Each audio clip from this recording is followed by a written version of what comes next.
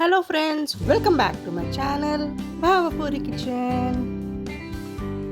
ఇవాళ మీ అందరికీ Godavari style and special పెసర పునుగులు ఎలా చేసుకోవాలో చూపిస్తాను.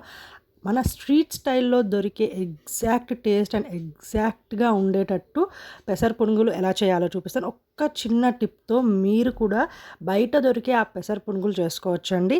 ఎందుకంటే బయట దొరికే మనకి పెసర పునుగులు బయట క్రిస్పీగా లోపల సాఫ్ట్గా ఉంటుంది. సో ఆ సాఫ్ట్నెస్ రావాలంటే ఎలా చేయాలో చూపిస్తాను. మరి వీడియో మొత్తం స్కిప్ చేయకుండా చూడండి. నేను ఇక్కడ పెసర్లని ఓవర్ నైట్ సోక్ చేసి పెట్టాను. మీకు ఇఫ్ అర్జెన్సీ ఉంటే మాత్రం అట్లీస్ట్ 4 hours మాత్రం సోక్ చేయాలి. ఇలా నానబెట్టుకున్న పెసర్లని 2 to 3 times మంచిగా వాష్ చేసి పెట్టేసుకున్నాను.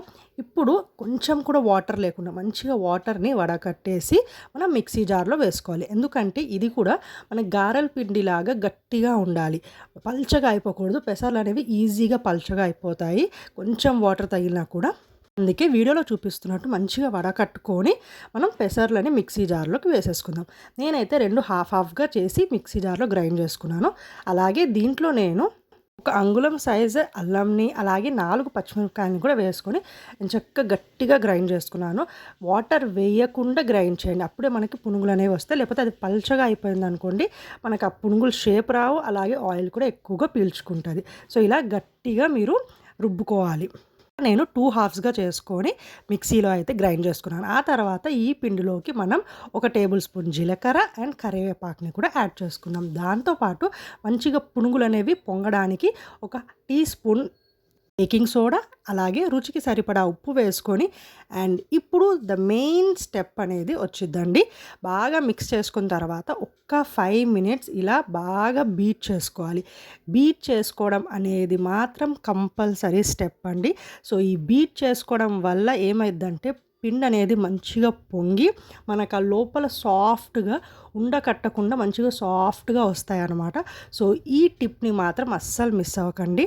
ఎప్పటి నుంచో పెసల పునుగులు చేసుకుంటున్నా లోపల మనకు ఆ గట్టి ఉండలా కట్టేస్తుందంటే మీరు ఈ స్టెప్ ఫాలో అవ్వట్లేదనే అర్థం.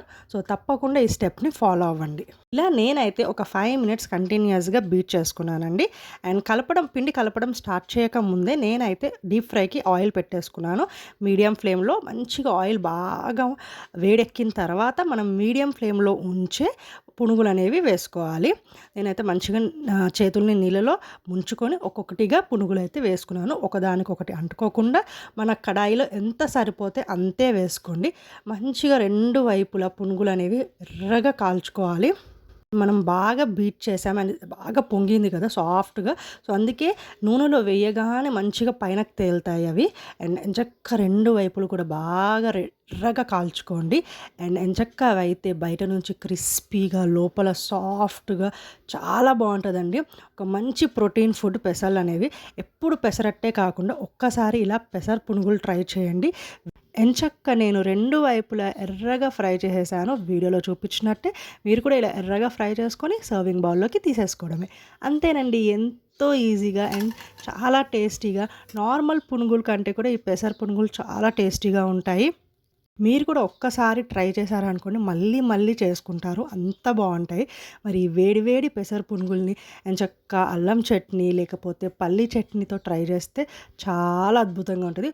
ఒక మంచి ప్రోటీన్ అండ్ హెల్దీ ఫుడ్ని మీతో షేర్ చేశాను కదా, మరి మీరు కూడా ట్రై చేస్తారని కోరుకుంటున్నాను. ట్రై చేసి ఎలా ఉందో నాకు కామెంట్ బాక్స్లో కామెంట్ చేయండి.